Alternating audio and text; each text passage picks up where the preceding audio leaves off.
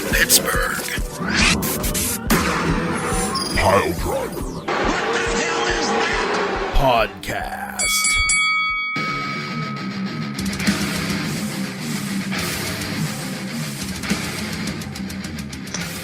Oh, welcome to the Pittsburgh Driver. Welcome to the Pittsburgh Hang on. Welcome to the Pittsburgh Piledriver Podcast. Nailed it. We're going to do pod driving testicles, and it's going to be Wrestlingville Central. So if you can decipher that code, you're halfway to finding Da Vinci. But Tiger Bomb Tom is here. Beef the Legend is here. Poot the Bard is always usually here, but tonight he's, has prior commitments on a night where he always has prior commitments, but we're not going to talk about that. And I am Ransom the Dickhead.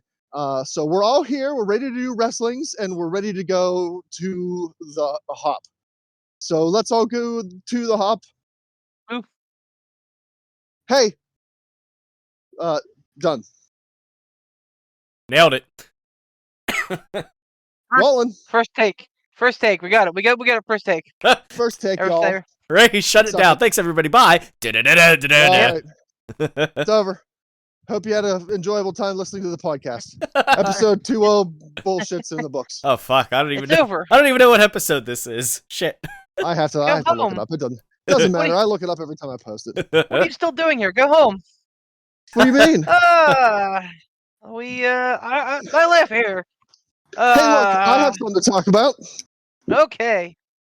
We're gonna kick it off. Oh, Hey, shit! Someone's stealing cars. What? Oh boy. Before we do Roll that, Spit take. can I give a real quick update on the quarter four standings? Sure. Scooby sent me a message last night after I went to Sleepy by Bettyville, asking me about the standings. He's like, "Hey, how do I know whenever the thing do the stuff?" And I said, "Well, usually they're on the podcast after the picks episodes." He's like, "Okay, I'll take a listen." And then I thought about it. I thought, wait a minute, Here, whoops a doodle. haven't really done a podcast since we did a pick episode, so I hope Scooby hasn't been looking too hard. They ain't fucking You know there. what though? He ain't If you finding went it. looking, hopefully you found some enjoyment in some of our other episodes, which I recommend listening to. So here we are, quarter four. It's the end of the year. You know what that means? Santa Claus is coming to town because Beef is in first place, baby. Yeah, With Punk is 84 coming to points. town. And Stop it. on my Sorry. Stop. on my tail, and this is weird to say, Amber is in second place with 79 points. Yes! She's not. This is going to be it. I can't wait. Quarter four, Super- 2023 is the one where she wins the title. Fucking I Amber's gonna get the don't title for even- Christmas, and Beef's gonna get an aneurysm, and wow, just Oh, he's going to be humbug for Christmas it's this year. the most I- magical time of your brain. Will be the Grinch, and I will go steal their Christmas tree. You hear me? The Shannons don't take my Choose a Weight title. Speaking of the Jeez. Shannons, her husband Oh, Pat no. follows her with No. 76 points. Yeah.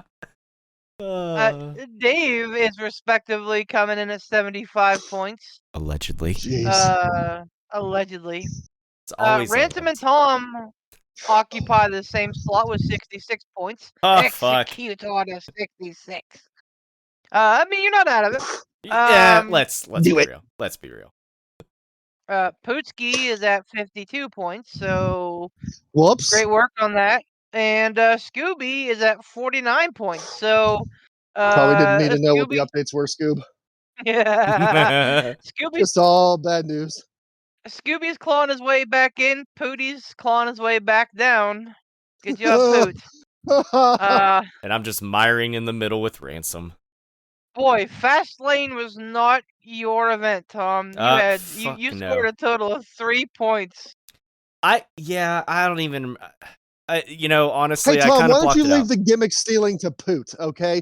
He's the one that always tries to win the loser weight title from me. What do you mean And always? he's always the one that's vying for the least amount of points. And now all of a sudden you're going to stick your nose in it? Listen, the Get only out. the only gimmick stealing I'm stealing is doing the recording tonight. That's it. That's as far as it goes.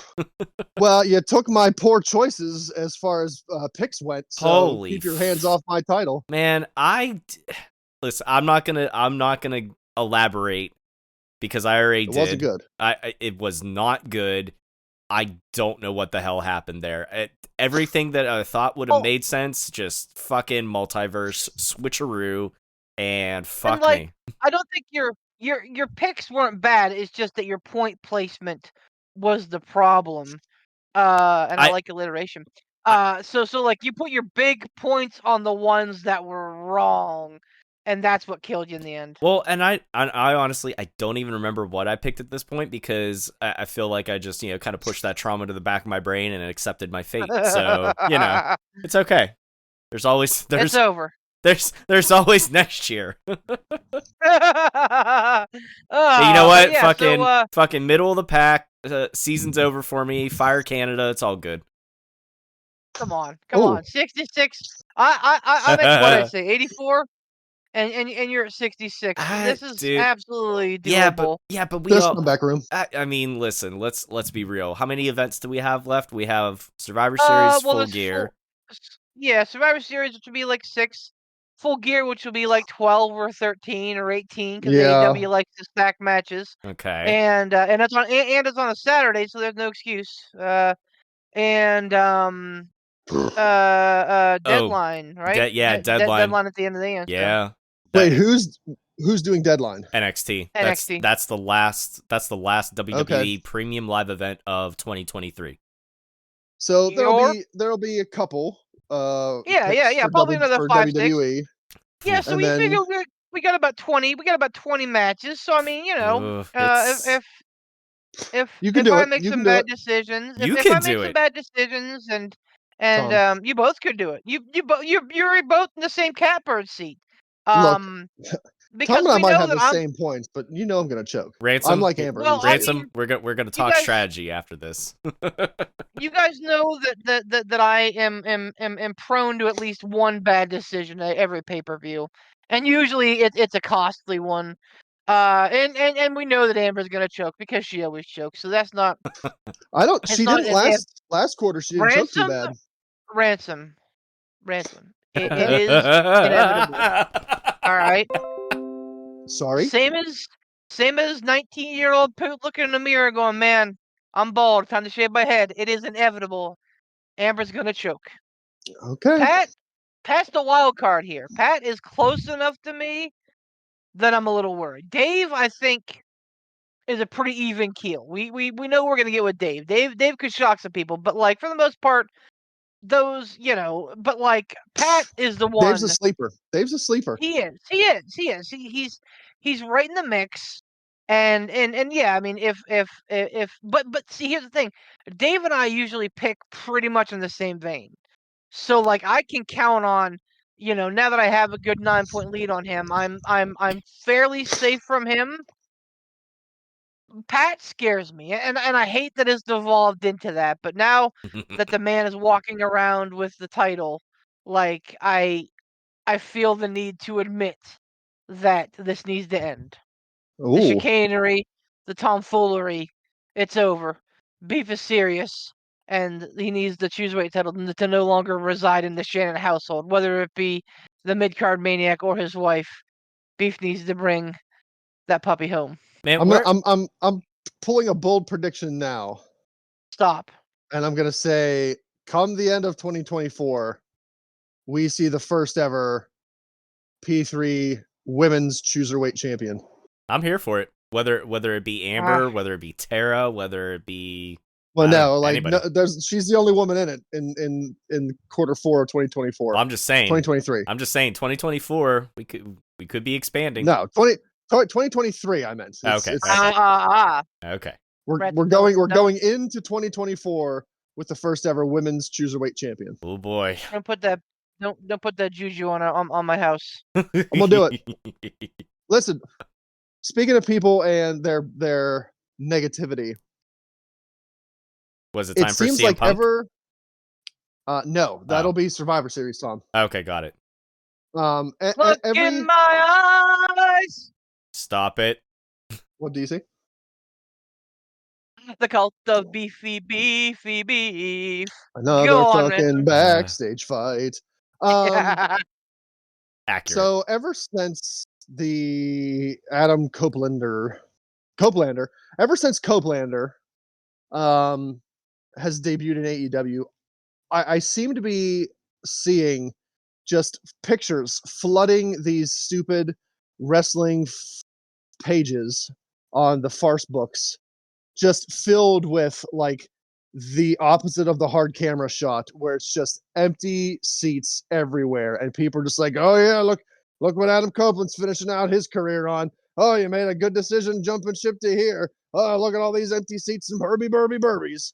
Like there's always been AEW detractors, but it seems like it's more and more prevalent in my feeds now, where I see like the opposite side of the hard camera and just empty seats and Edge in the ring, and people are just boo-booing all over AEW and the bad decision Edge made going there. Are you guys seeing this as well? Yeah, Oh, yeah. unfortunately. Oh, And, yeah. And you know what? To Well- them, this is the only thing I'll say to them. To them, I say, I'd rather, if it were me, if I were in Edge's shoes, I would rather have part of a part of the audience, you know, curtained off, blacked off, whatever, than be doing nothing. Because Yep. if WWE doesn't have anything for him creatively, then what's the fucking point? Like, yeah, you could sign this deal and you're basically locked in or whatever, but like if you go back and you watch the press conference, the media scrum after Wrestle Dream, how excited he was. Like the fact that if you were told, if you're a professional athlete of any sort or whatever it was that you were doing, say you're, professional streamer and you had a severe accident, a freak accident where you lost your hands and you were told you were never going to be able to stream again or something.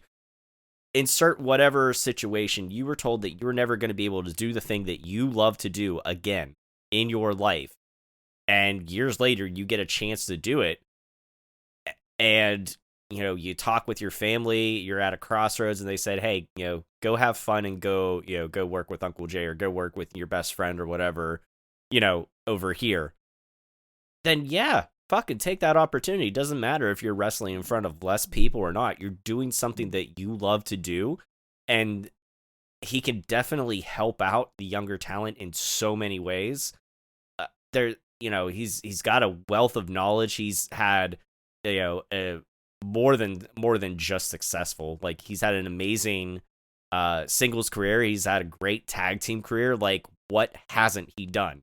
You know what I mean? Like, that's, I don't know. It seems like a no-brainer to me. And again, if he had never come back and he had chose to, retire or whatever and be done with it and say, you know what, I had my fill, I'm good, I want to be at home with my girls now, that's fine.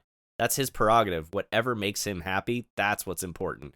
And if he's healthy and he's happy, he's doing what he loves to do, man, that's the important thing, not how many fucking people are in the seats. And growing up in my church, stick with me. We would always say that, anytime that you're having like a really good time or you're about to get a really good blessing, the devil works really hard to try and take that away from you. Same principle. Like, for the last year, AEW was kind of in the doldrums, right? The whole CM Punk thing, and everyone's like, "Oh, they're never gonna recover." All of a sudden, boom! They get the biggest fucking free agent signing, and since CM Punk, if we're being real.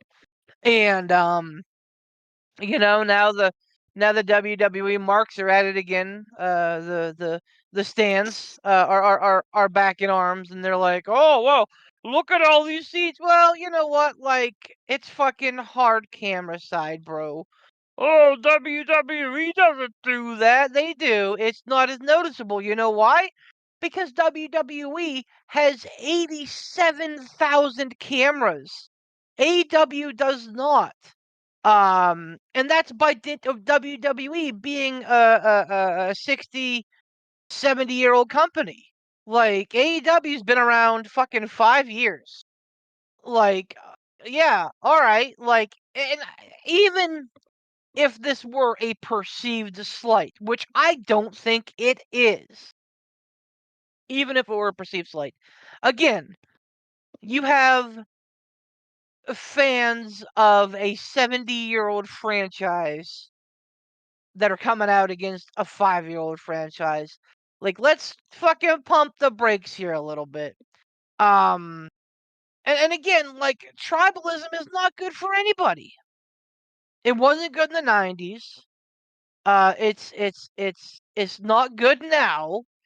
Like, all tribalism did was divide the TV ratings and made WCW fail, which created the Vinceopoly, which created 10 to 15 years of not great content. And, like, I know I'm a big proponent of the Ruthless Aggression, which was amazing wrestling, but not the best television.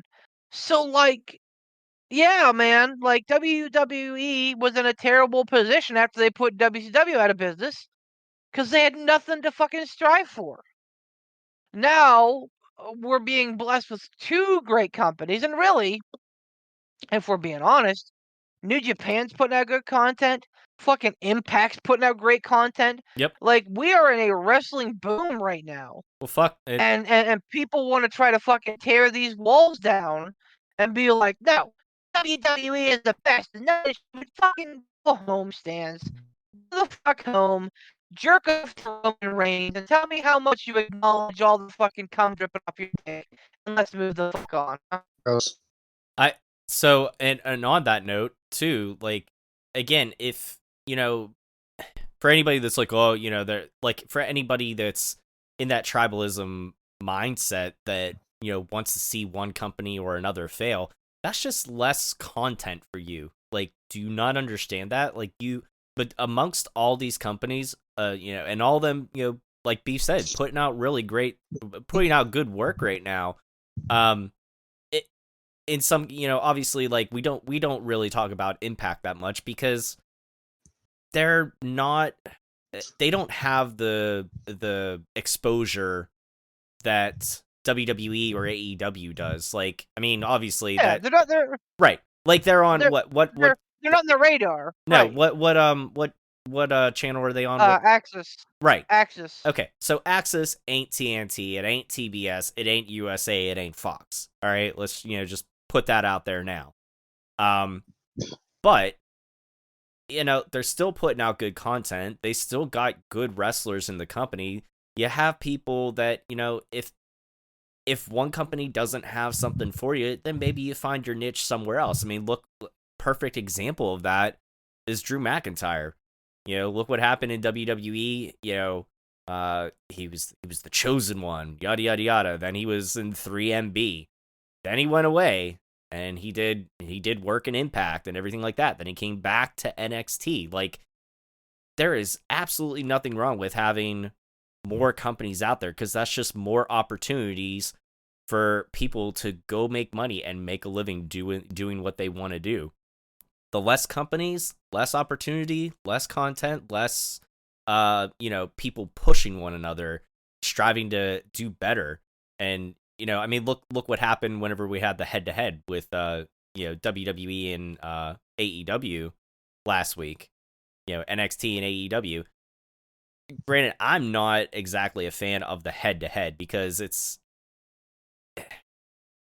on the one hand, yeah, you're gonna try to outdo the other person, but it kind of feeds into that tribalism mindset. It's like you really can't focus on one product because you're either tuning back and forth or you have to watch one and record the other and then go back and watch the other one after the fact if you really want to digest it all. It's like the difference between going to a steakhouse for steak and going to a buffet.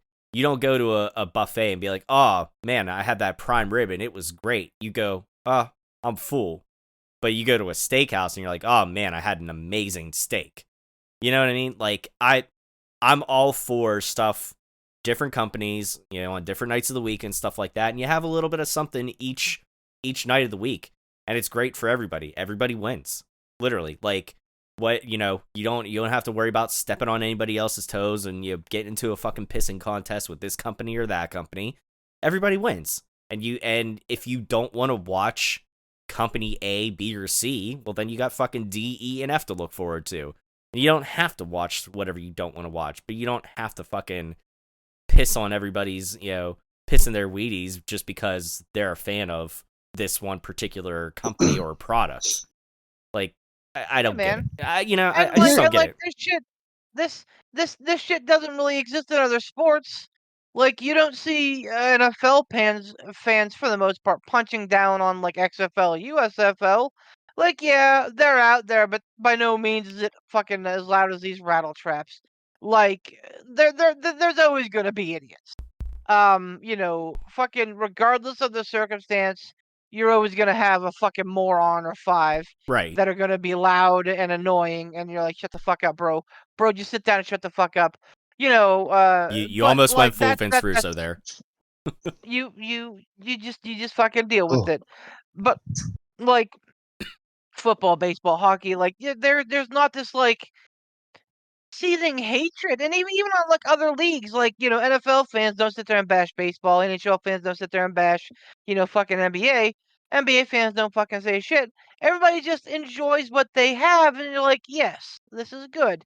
I don't understand how wrestling fans and here's the thing. It's not here's the thing. It's a different generation, but it's the same shit happening. Like with the Monday Night Wars, the fucking tribalism that existed then. The only difference is you didn't have fucking social media that made everybody toxic as fuck, but there was still a lot of tribalism, a lot of fucking dick swinging, the people acting like one was better than the other. Like, no, it was just great content all around. Were there some snoozers? Absolutely. Was there also some great stuff? Absolutely. From both companies. So, like, I don't. And, again, this is fucking 20 years later.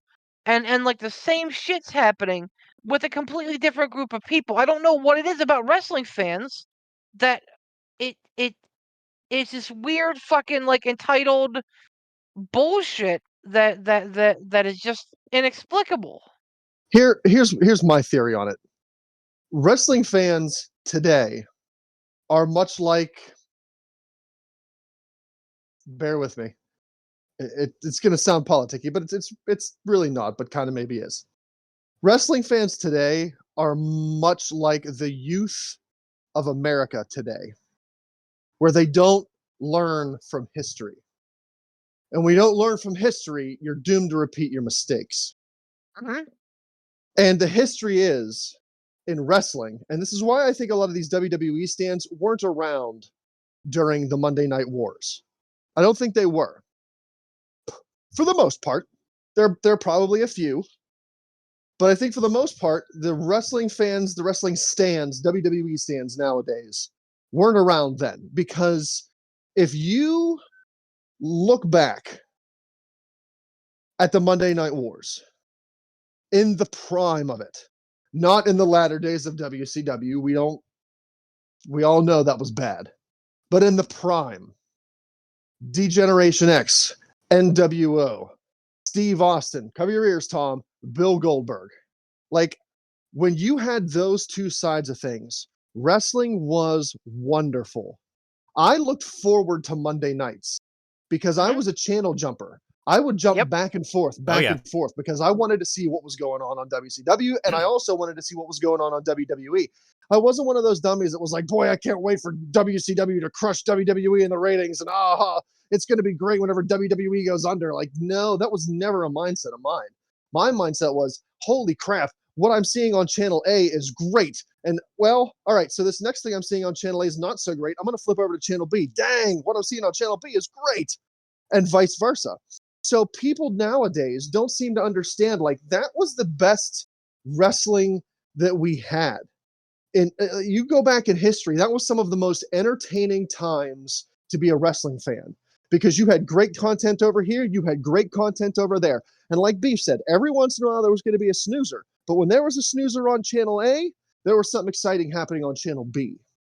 And dividing things, the tribalism now, like hoping, like, oh boy, I can't wait for Vince's company to put out TNA or to put out AEW and for AEW to go under, and oh, they lost CM Punk, catch the death nail, blah blah blah. Why would you want that? Because, like Beef said so many times, the Ruthless Aggression area, it had some great wrestling, but stories were kind of yikes. And wrestling became a lot less entertaining when WCW went under. When there was one option, when there was one big option, there were always tiny little, there were always smatterings of little options out there. But when there was only one big offering, that's what you had. And if they didn't want to, put the balls to the wall and really go for it, all you had was lackluster snooze fests. And that's what you got. So I don't understand the mentality of I want one company to do better than the other company and for the other company to go out of business or for the other company to fail. Why would you want that? I think They don't understand. I think I get it, and here's why. So, as a portly fellow, and I've always been a big guy. So, like, I was always kind of like bottom of the totem pole in school, right? Like, I was always the kid that was getting bullied. And I'm not super proud to say, but like sometimes I would then misdirect that. And like I ended up finding one of my, really good friends now that I was his bully for a minute. Like I was kind of a real big dick to him. And I'm so grateful that he, still gave me a chance because he's a real cool dude. But like wrestling fans have always been bullied. Because as much as NHL fans don't look down on the NFL or vice versa, or MLB doesn't look down on NFL, they all look down on WWE fans, Not wrong wrestling there. fans. And Yep. they're like, well, at least we're watching real sports. The NFL is like, maybe, NHL doesn't have our numbers, but at least it's a real sport. And so now these wrestling fans have found a place where in their mind, they're not the bottom of the food chain anymore. So WWE fans are like, hey, you know what? Like, it's a rite of passage. Like, we were fucking bullied, so now we're going to turn on AEW. Except for, whenever you've been bullied, it definitely, like, fucking strikes a chord and makes you a little vicious. It makes you a little bit of a dickhead because, you're bitter about what happened to you. So I think that that's probably where this comes from, that they've been, fucking cast to perdition for decades, and now they have an opportunity to do the same thing.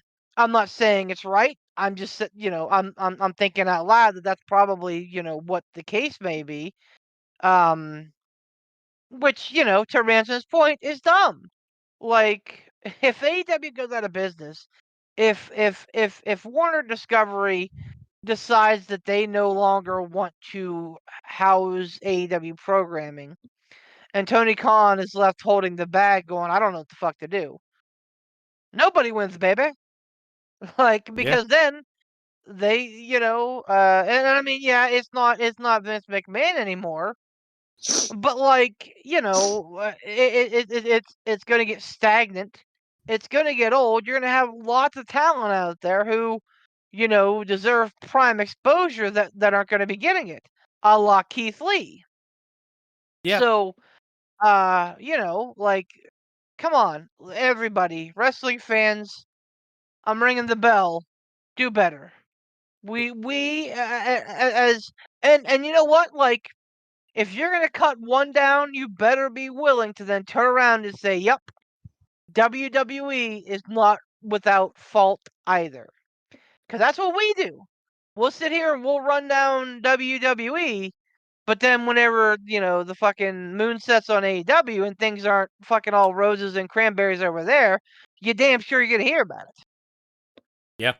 And the only other thing that I can think of, because I think I think your analysis of the why and just that misdirected anger, I could see that being the real possibility and the real reason behind a lot of people's actions of that as far as the wrestling fans go.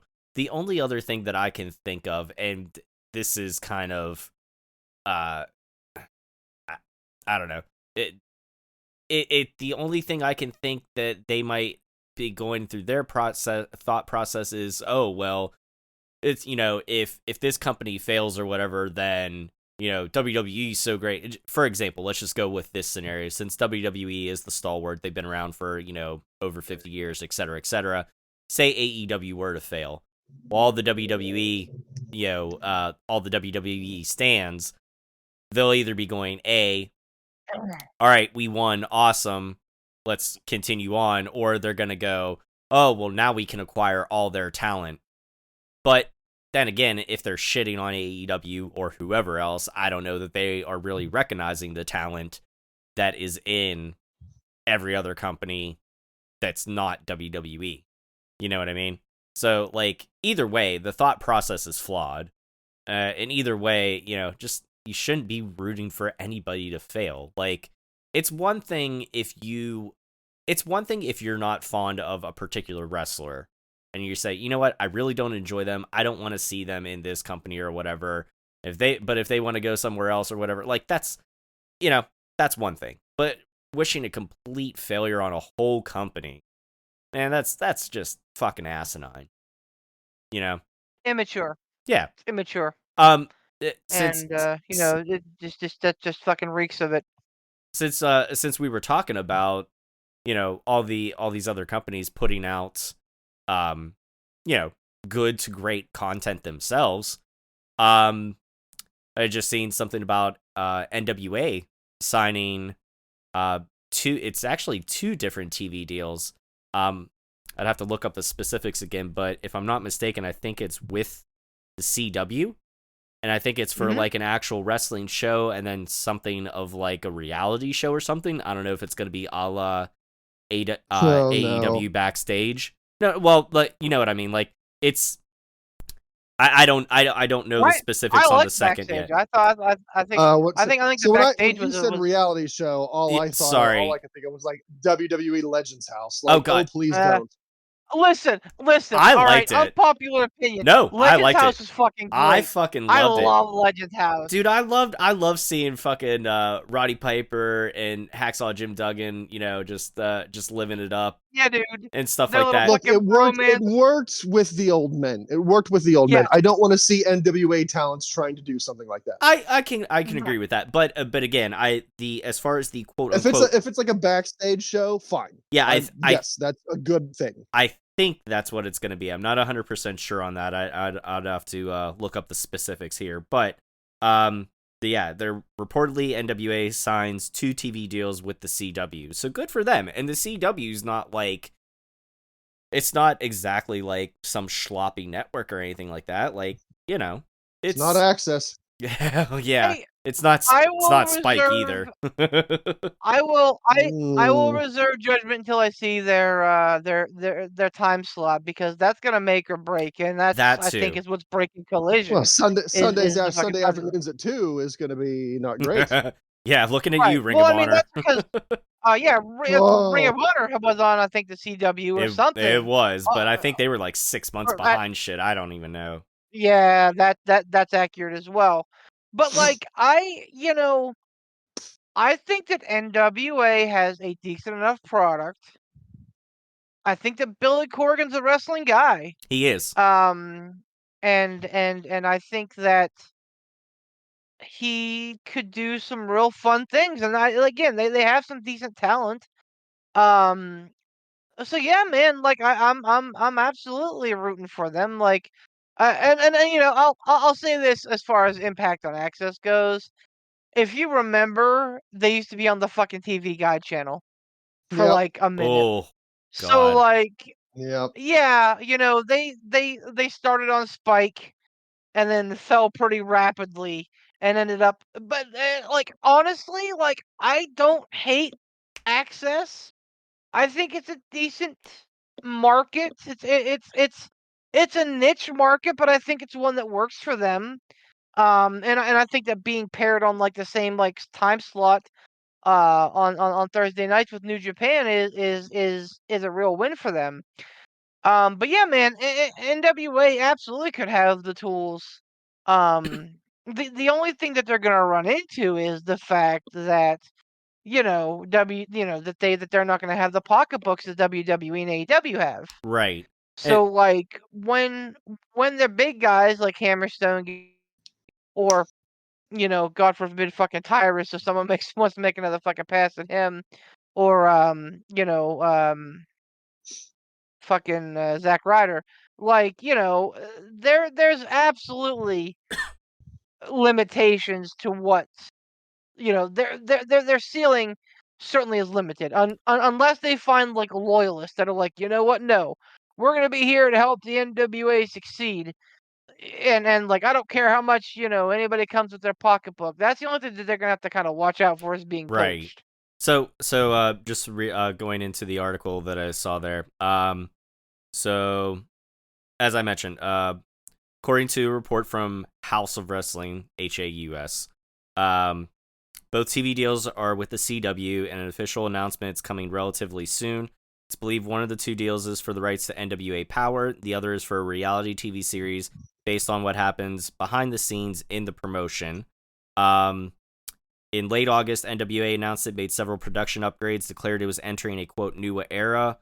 And there's also, today's news comes on the heels of Corgan's company also announcing the return of its old territory system.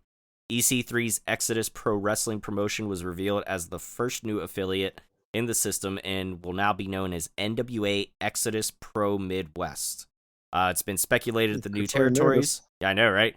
It's been speculated that the new territories could be featured on the NWA's YouTube channel in the future, which I think Billy Corgan even said, like, that's the big thing. Like, yeah, they were on YouTube, but with all the... And I can attest to this firsthand. With the way the fucking algorithms are on, like, YouTube and Facebook and shit like that, man, it is hard to really make some good money off that, especially, like, if you're doing what they're doing. Like, sometimes you almost have to pander to the algorithms and stuff like that, and then sometimes, like, you get bumped out of the algorithm and you are fucked for the longest time to no fault of your own. Like, you don't know how it happened and you don't know why it happened, but it did. And I've seen it happen before, at least, in my personal experience with streaming and stuff like that too. When you're a brand new page or something, they'll give you a nice boost and everything like that. You'll be thinking, oh man, I'm doing great. Then a little while time passes, and all of a sudden, those viewer numbers and those, everything like that, and those followers, they ain't coming in quite as hot. And you're wondering, well, what am I doing wrong? I'm sticking to what I'm doing. Like, why is this not working now? They're long overdue for a TV deal or something. And again, even if it's I say with air quotes here, only on CW or any channel that's not like major network or something, good for them. Honestly, I hope they do well. I hope I hope it succeeds, because again, if they succeed, that gives them exposure. That gives eyes on talents that we may not have seen before that aren't WWE or AEW or Impact themselves. And it's just it gives more opportunity, and that's the biggest thing. Just getting the opportunity. All right, I've had enough. I don't want to talk about the NWA anymore. Tom, take a breath. I want to talk about WWE. Allegedly, according to reports, it seems that our Lord and Savior, Vince McMahon, is no longer in charge of creative. It seems as though this new... What is it? TKO. TKO. Ron Simmons. No, that's somebody different. TKO. It seems this new company has made the decision to pull Vince McMahon away from creative. Is that a correct statement, Beef? That's what I'm hearing. So that's and a bright side, right? Absolutely, absolutely. Yeah, they're as far as I've heard and read and everything. That's kind of the way that the ocean is flowing. And they're like, hey, you know what? Triple H is in charge of the product. He's been doing a good job with it, so we're gonna keep on letting him ride with it, which is smart. Let the dude, as they say, let him cook. Let see what he can put out there, without having somebody over top of him, fucking ripping up scripts every 2 weeks. Um, So my question though is, we all know mhm, Vince McMahon's the Teflon Don. right. How long is it? Not if it'll happen, because I'm not convinced that it won't.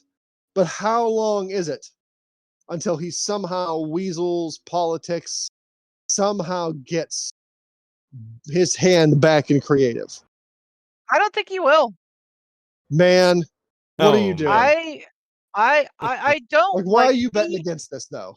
he had. I'm not betting against anything. I just saying. In my opinions, I don't think he's gonna, because first of all, he's an old man. Not to say that he's out of fight, but like you gotta believe that that's kind of like behind him. I would hope. But more importantly, he doesn't own shit. He fucking sold the rights to his owning and being able to do whatever the fuck he wanted when he sold the company. So So all they that says gave is that he him can't bully his way back in. right, That's right. that's that's all Well, that says. All that says is that he sold it. He can't force. He can't bully his way back in.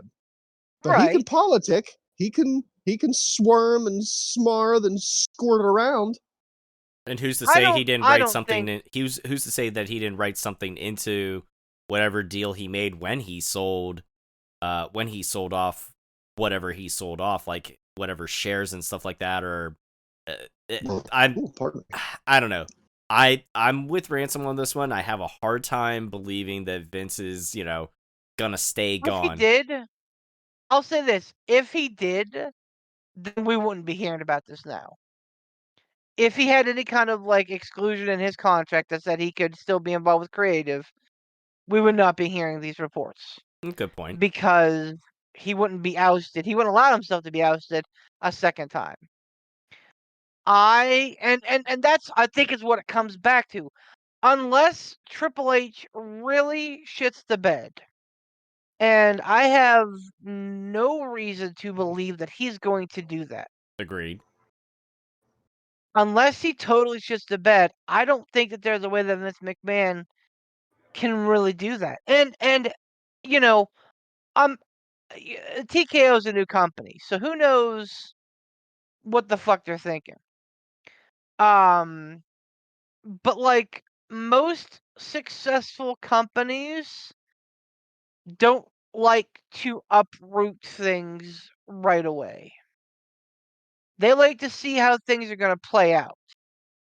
So I think that Triple H has a pretty long leash, and whenever I say long leash, I'm talking 2-3 years to how an extended push with Paul Levesque as the booker, with TKO's financial backing, where they can get him.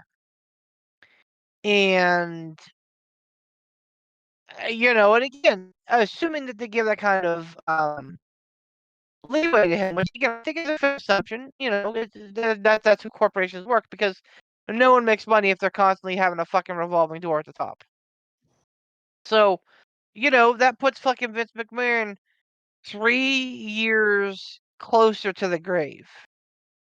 Which, again, I'm not saying that he's going to be completely out of fight, because let's be honest, as much negative as we can say about Vince McMahon, the one thing you can say is he's a fucking scrapper.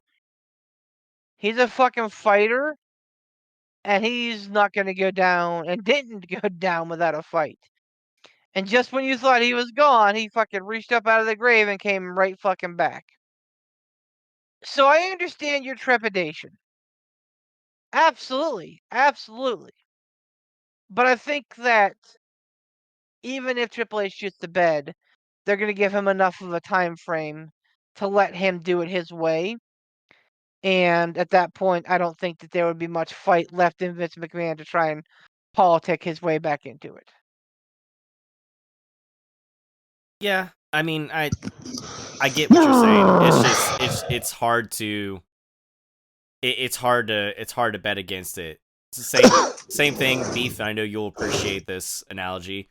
It's like being a Cowboys fan. It's like, you think optimistically the whole way up until the playoffs, but then what happens? I've been hurt before. I get it, man. And like the fucking the fucking jilted lover scenario is a perfect one here. Like we've all been hurt by Vince McMahon before.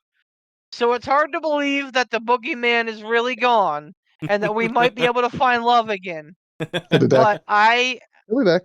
I don't see it, man. Especially since Ari is 100% behind Triple H. Yeah, that's if one of the other guys from this whole merger of TKO or whatever. He's the owner, the president, or whatever the fuck ever. Like he's the guy, and like if Ari would have waffled at all and said, "Oh no, Vince McMahon remains a big part of our our identity," or if he would have left any room for fucking doubt, then I'd say, you know what? Like, yeah, there's a chance. But like he fucking flat out said, "Nope, Triple H is our guy. Like we want to see what he can do. This is his show now." Okay. You know, I don't, I again, get it. I get the skepticism, but like because Vince McMahon doesn't own TKO. Vince McMahon doesn't own a ton of shares in TKO. Vince McMahon got a handsome fucking payoff and a cushy fucking job. Yeah. And that's as much as they fucking owe him. Like, Vince McMahon can't storm into the boardroom and be like, "I'm taking over." No, like, that's not going to fucking happen here. Like, he has not gonna no say that fucking he say. won't do that though. Like he might not be able to Okay. take over, but he'll still do it. I mean, he'll fucking try, and they'll be like, "All right, Mr. McMahon, you need to go home and take your medicine. Like, it's time for you to go, sir." And it could be an ugly exit. But I just, he might.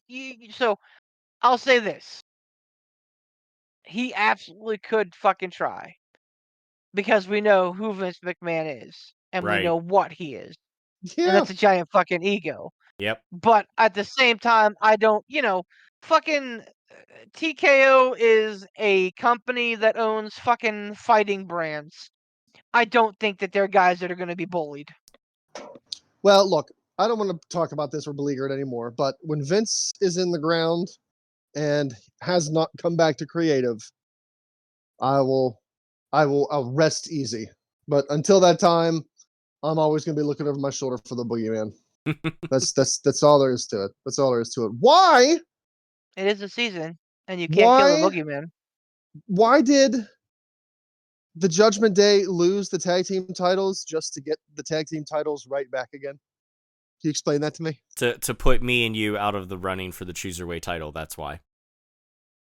Like I mean, at the time, I don't know if this is exactly how it went, but at the time, I believe there were at least me and Tom in the group chat were.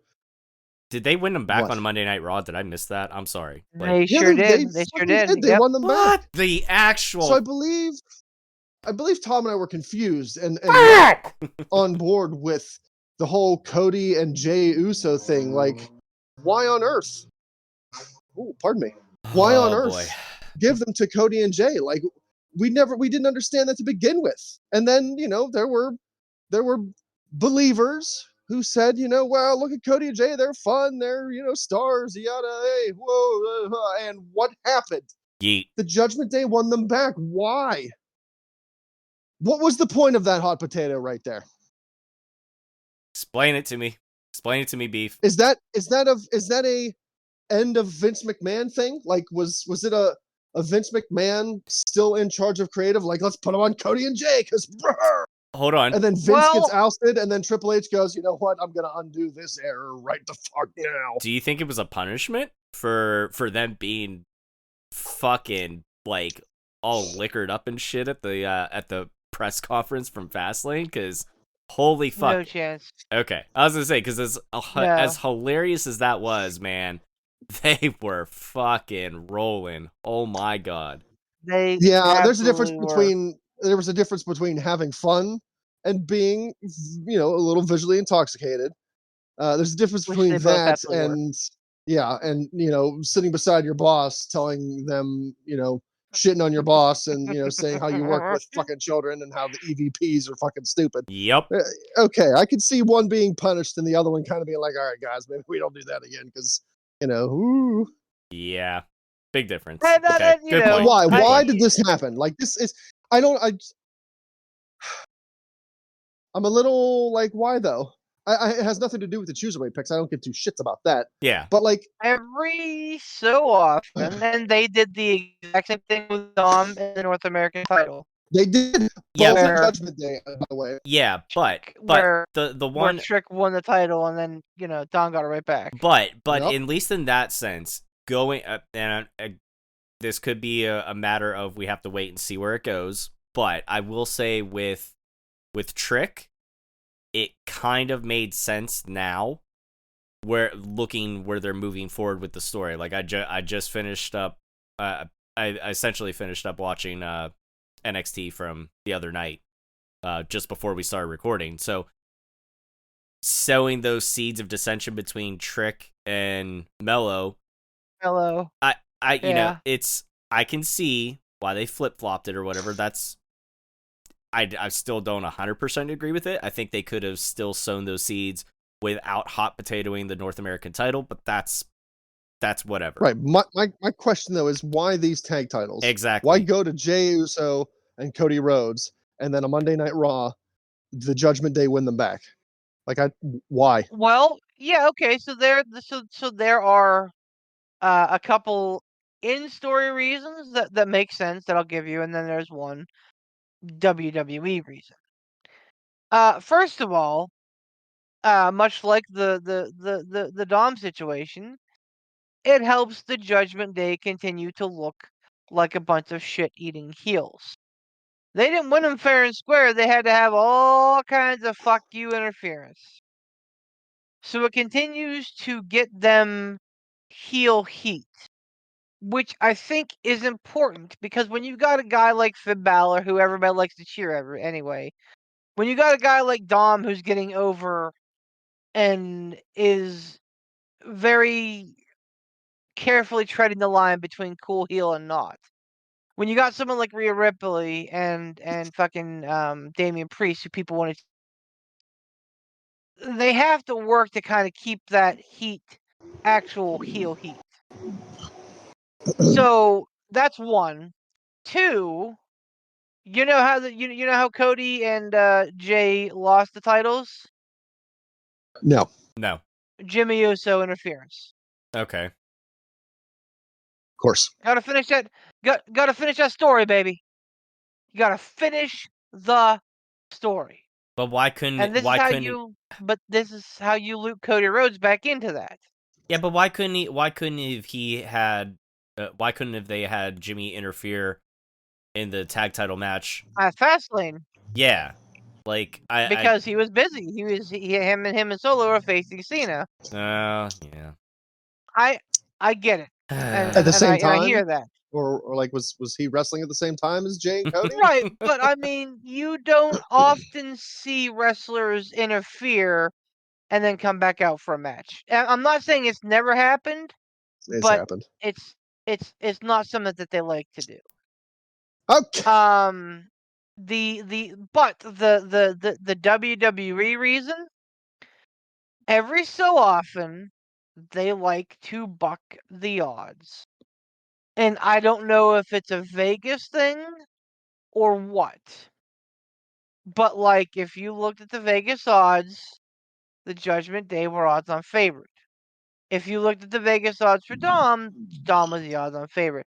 And this is not the first time that they've done that, where they've taken a money line and they said, you know what? Let's flip it. And that's something I've never really stood about gambling with WWE. Yeah. Is No. like, you gotta figure that there are guys and gals who have fucking inside track information. So, like, if you're getting fucking, minus 175 on Cody and Jay, and you can make a cool couple fucking thousand on it, why the fuck not? Well, So can so I don't quite understand that. now with as far as the betting, as far as the money lines or whatever, I'm not 100% sure because I don't gamble and I don't know. I don't have a fucking DraftKings account or anything. But do they actually gamble the results of the matches? I know there's other things I've seen.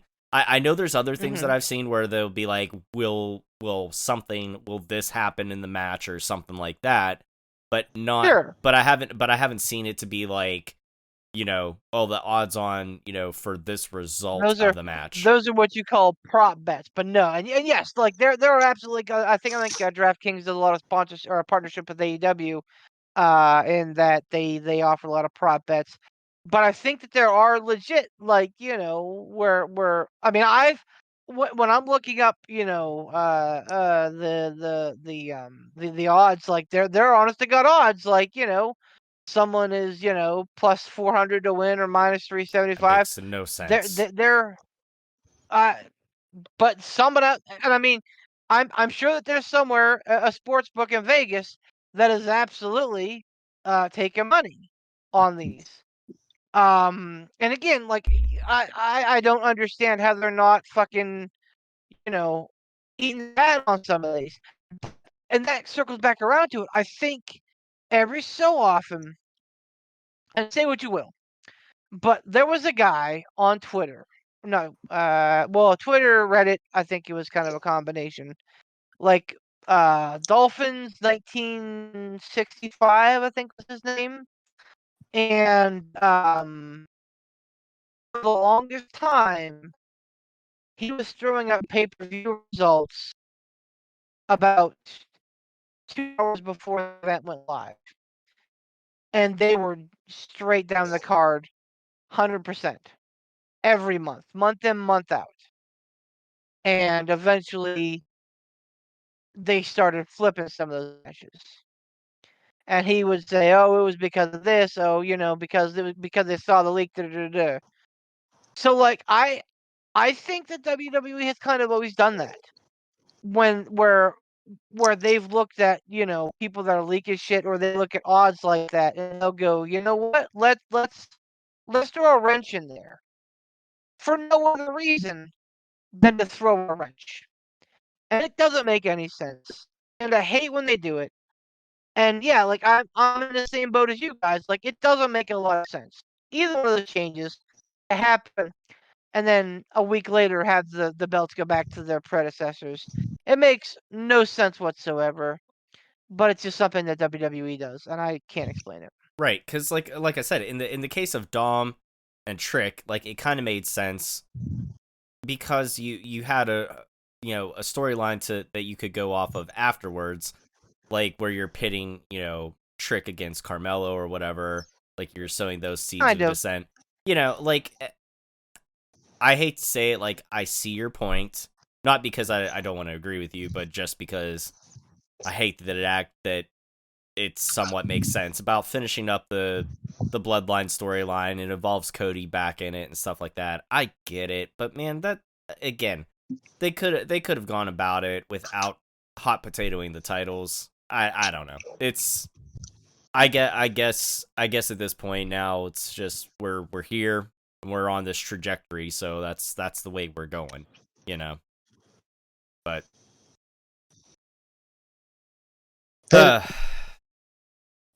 Yeah, it was dumb. It was dumb. Speaking of dumb, I think we've been talking for a dumb long time, so it might be time for a good dumb episode cut, and we can do another one if you want, or we could keep talking. I don't care. 2 a week. Let's do it. 2 a week. All right. Well, let's wrap this up. Thanks everybody for listening to the Pittsburgh Pile Driver. Oh. He's not here. I'm the Poot. Goo goo No. Kachoo. You don't ever want that. All right. Thanks everybody for listening to the Pittsburgh Pile Driver podcast. Look forward to the next episode coming out your way whenever the hell we get it to you. Don't forget to check out our sponsors. Check out Casual Gaming Dad over on Facebook and YouTube and over on Twitch at Casual Gaming Dad 84. Go check out Poot the Bard over on Twitch. Go check out Beef the Legend over on Twitch. Check out Ransom over at Frig Off Ransom on YouTube if you haven't already.